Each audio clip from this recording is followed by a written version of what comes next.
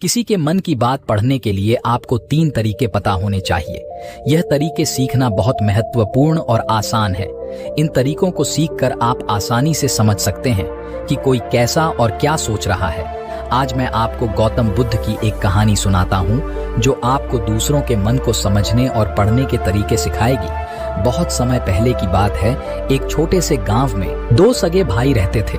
बड़ा भाई अंधा था, इसलिए वह हमेशा घर पर ही रहता था और छोटा भाई खेती करता था।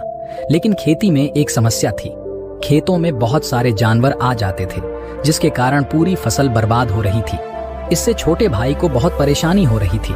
फिर एक दिन उसे ख्याल आया कि वह अपने बड़े भाई की मदद क्यों नहीं लेता, ताकि वह खेतों से जानवरों को भगा सके। क्योंकि उसका बड़ा भाई अंधा था, वह खेत में बैठकर जानवरों की आवाज सुनते ही उन्हें डरा सकता था। इस तरीके से हमारी कृषि बच सकती है।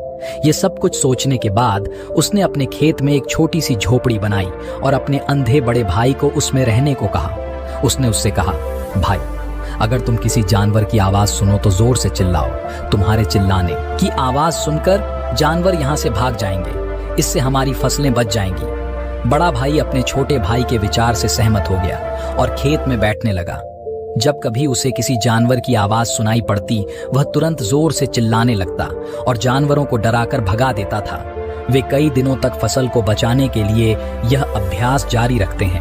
एक दिन एक हिरण उनके खेत में दौड़कर आया और खेत की फसल को तोड़कर भाग गया। हिरण के पीछे एक राजा भी था। राजा का ध्यान उस अंधे व्यक्ति पर गया। राजा ने उससे पूछा, क्या तुमने यहाँ एक हिरण को जाते देखा है? जवाब में अंधे व्यक्ति ने कहा, मैं अंधा हूँ, मैं भला कैसे हिरण देख सकता हूँ, पर मैं तुम्हें इतना बता सकता हूँ कि मेरे खेत से जो जानवर भाग गया है वह आपके पीछा करने लायक नहीं है। आप उसका पीछा करने में अपना कीमती समय बर्बाद कर रहे हैं। उस अंधे के शब्दों से राजा को आश्चर्य हुआ कि अंधा यह कैसे कह सकता है कि जो हिरण मैं ढूंढ रहा हूँ वह पीछा करने लायक नहीं है। तब राजा ने अंधे से कहा, क्या तुम मुझसे झूठ नहीं बोल रहे? एक ओर तुम कहते हो कि तुम अंधे हो और दूसरी ओर तुम यह दावा करते हो कि वह जानवर जो यहाँ से भाग गया है वह मेरे पीछे पड़ने के लायक नहीं है। फिर अंधा कहता है, ओ राजा, वह प्राणी जिसे तुम हिरण समझ रहे हो वह वास्तव में हिरण नहीं है, वह एक मादा हिरण है और मेरे ज्ञान के अनुसार वह गर्भवती है। मैंने कभी सुना नहीं है कि कोई राजा एक गर्भवती मादा हिरण का शिकार करता है। इसलिए मैं तुम्हें यह कह रहा हूँ कि वह तुम्हारे पीछे पड़ने के लायक नहीं है। तुम्हें उसका पीछा करने में अपना समय बर्बाद नहीं करना चाहिए। यह सुनकर राजा और भी हैरान हुआ। उसे समझ में नहीं आया कि अंधा यह कैसे जान सकता है कि वह गर्भवती मादा हिरण है। उसने सोचा कि कैसे एक अंधा यह जान सकता है मैं जिस हिरण का शिकार कर रहा हूँ वह गर्भवती है या नहीं। एक अंधा इतने आत्मविश्वास के साथ कैसे कह सकता है? इसलिए मुझे इसे जांच करना होगा। राजा ने सत्यता जानने का निश्चय किया और अपने सेनापति से कहा, सेनापति, मुझे चाहिए कि वह जानवर जिंदा रहे, क्योंकि मुझे जांच करना है कि क्या वाकई वह एक गर्भवती मादा हिरण है या अंधा आदमी झूठ बोल रहा है। जाओ और जांच करो कि क्या वह एक गर्भवती मादा हिरण है। राजा के आदेश पर सेनापति अपने सैनिकों के साथ उस हिरण का पता लगाने के लिए चले गए। कुछ समय बाद जब वह लौटे और राजा से कहा, महाराज, यह अंधा आदमी पूरी तरह से सही कह रहा है, वह जानवर वाकई में एक गर्भवती मादा हिरण है। यह सुनकर राजा हैरान हो गया। उसे समझ में नहीं आया कि यह अंधा आदमी कैसे जान सकता है कि वह गर्भवती मादा हिरण है। राजा के मन में कई सवाल उठने लगे। आखिर में राजा ने इस पर पूरी तरह से समझौता करने का निश्चय किया और अंधे के पास जाकर अंधे से कहा, सुनो, मुझे यह नहीं पता कि तुम सचमुच अंधे हो या नहीं, लेकिन मैं तुमसे एक सवाल पूछने आया हूँ। क्या तुम मेरे सवाल का सही सही जवाब दोगे? जवाब में अंधे ने कहा, राजा, आप मुझसे जो भी पूछना चाहेंगे मैं आपको सच्चाई से जवाब दूंगा। राजा ने कहा, देखो, एक और तुम कहते हो कि तुम अंधे हो और दूसरी तरफ तुमने मुझे कहा कि जिस जानवर का मैं पीछा कर रहा था वह गर्भवती मादा हिरण है, और साथ में तुम्हें यह भी पता लग जाता है कि तुम्हारे खेतों में जानवर कब आते हैं और कब जाते हैं। तुमने यह सब कैसे अनुमान लगाया? तब अंधे आदमी ने समझाया, महाराज, जब आप उस मादा हिरण का पीछा कर रहे थे तो उसकी गति और दौड़ने की आवाज से ही मुझे पहले से समझ आ गया था कि यह हिरण है। और मेरे खेत की बांध काफी छोटी थी, उसकी ऊंचाई ज्यादा नहीं थी।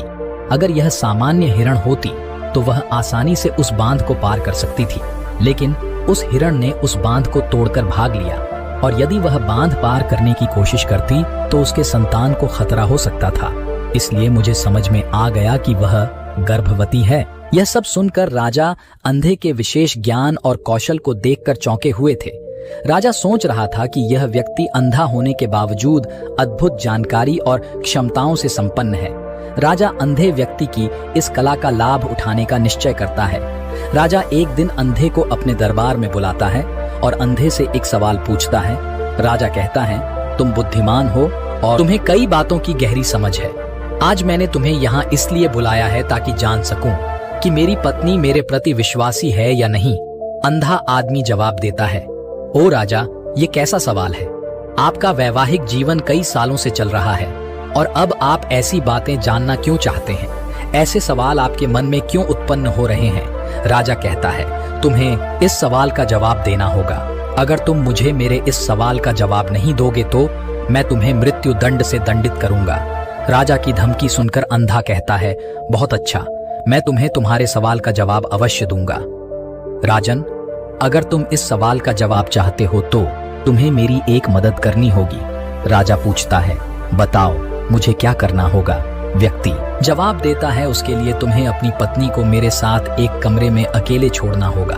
यह सुनते ही पहले तो राजा को गुस्सा आता है, लेकिन कुछ समय सोचने के बाद वह उस व्यक्ति की बात मान जाता है और अपनी पत्नी को उसके साथ एक कमरे में भेजने का आदेश देता है। सेनापति राजा के आदेश पर अंधे आदमी और रानी को एक कमरे में अकेले छोड़ देता है।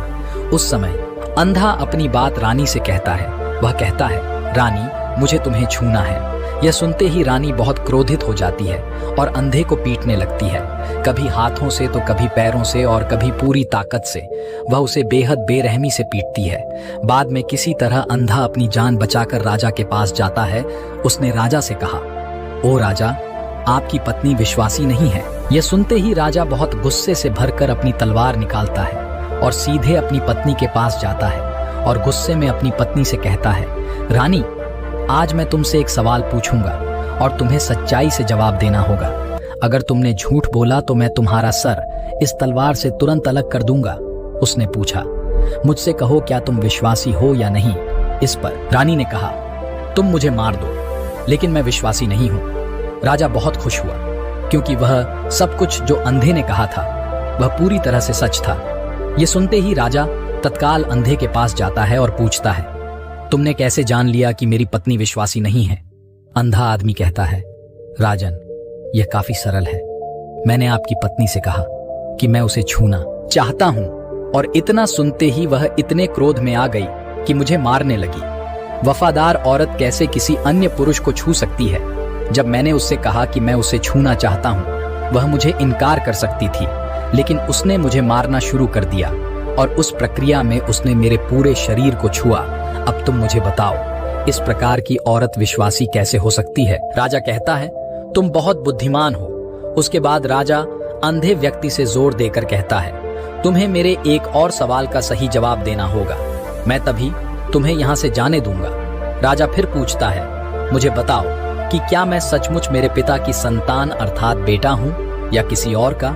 इस पर अंधा व्यक्ति उत्तर देता है, राजन, इससे तुम्हारा क्या लेना देना है? चाहे आपके माता पिता कौन हो, आप इतने बड़े राज्य के राजा हो, आप इस सवाल को छोड़ दो। लेकिन राजा जिद करता है, नहीं नहीं, मुझे इस सवाल का सटीक जवाब चाहिए, वरना यह सवाल मुझे हमेशा परेशान करेगा। इसलिए मैं सच्चाई जानना चाहता हूँ। अगर तुम सही जवाब दोगे तो मैं तुम्हें यहाँ से जाने दूंगा। अंधा आदमी उत्तर देता है, हे राजा, मेरे लिए इस सवाल का उत्तर देने के लिए तुम्हें अपनी माँ के पास जाने की कोई आवश्यकता नहीं है। मैं अभी बता सकता हूँ कि तुम किसके बच्चे हो, लेकिन उससे पहले मैं चाहता हूँ कि तुम मुझसे वादा करो कि तुम मुझसे गुस्सा नहीं करोगे। राजा कहता है, हाँ, मैं वादा करता हूँ कि मैं गुस्सा नहीं करूंगा। फिर अंधा व्यक्ति जवाब में कहता है, राजन, तुम्हें बताने की आवश्यकता नहीं है कि तुम सचमुच अपने पिता के ही बच्चे हो। मैं तुम्हें अब बता दूं कि तुम मेरे स्वामी, राजा और परमेश्वर के पुत्र हो, लेकिन तुम एक कंजूस व्यापारी की छाया में भी हो। यह सुनते ही राजा बहुत खुश हो जाता है और तत्काल अपनी माँ के पास जाता है और अपनी माँ से कहता है, माँ, कृपया मुझे सच बताओ कि क्या मैं सचमुच अपने पिता का ही बच्चा हूं या किसी अन्य का। अगर तुम मुझे सच नहीं बताओगी तो मैं यही अपनी जान दे दूंगा। मुझे बताओ सच क्या है। राजा की मां कहती है, पुत्र, तुम सचमुच अपने पिता की संतान हो, लेकिन तुम एक कंजूस व्यापारी की छाया में भी हो। जब मैं नहाकर अपनी आवश्यकता अनुसार देख रही थी तो मैंने तुम्हारे ऊपर एक कंजूस व्यापारी की छाया देखी। यह सुनते ही राजा बहुत खुश हो जाता है और तत्काल ही अंधे के पास लौटता है। उससे पूछता है, तुमने कैसे जान लिया कि मेरे ऊपर कंजूस व्यापारी की छाया थी? अंधा जवाब देता है, ओ राजा, आपने मुझसे कई सवाल पूछे हैं और मैंने आपके सभी प्रश्नों के उत्तर सही सही दिए हैं। अगर आपकी जगह कोई अन्य राजा होता तो मैंने अब तक कई पुरस्कार प्राप्त कर लिए होते, लेकिन आपने मुझे कुछ भी नहीं दिया। मैंने अब तक एक भी पैसा नहीं लिया है। इसी से मैंने अनुमान लगाया कि आप बहुत कंजूस हैं। यह सुनकर राजा हंसते हुए कहता है, जो भी तुम मांगो मैं तुम्हें जरूर दूंगा, लेकिन मुझे बताओ तुम कैसे जान लेते हो क्या सही है और क्या गलत? तुम इतने सटीक और निष्कलंक उत्तर कैसे दे सकते हो? अंधा आदमी कहता है, मैं प्राकृतिक रूप से अंधा हूं। अगर मेरी आंखें होती तो मैं किसी के विचारों को आसानी से समझ सकता। मन की अपनी भाषा होती है और इस भाषा को किसी के शरीर की क्रियाओं को देखकर समझा जा सकता है। व्यक्ति की आंखों, होठों, काम करने के तरीके और उनकी गतिविधियों को देखकर हम समझ सकते हैं कि उसके मन में क्या चल रहा है। हम किसी के विचारों को आसानी से जान सकते हैं, लेकिन मैं अंधा हूं, इसलिए मुझे क्रियाओं के माध्यम से जानना पड़ता है। अगर मुझे कुछ जानना होता है तो मुझे अगले व्यक्ति को कार्य सौंपना पड़ता है। देखना होगा कि वह कैसे काम करता है और उसके आधार पर मैं समझ सकता हूं कि उसके मन में क्या चल रहा है। यह सुनते हुए राजा पूछता है, क्या इसका मतलब है कि मैं भी किसी के विचारों को जान सकता हूं? इस पर अंधा आदमी कहता है, बिल्कुल, आप भी किसी के विचारों को समझ सकते हैं, लेकिन उसके लिए आपको पहले अपनी आत्मा पर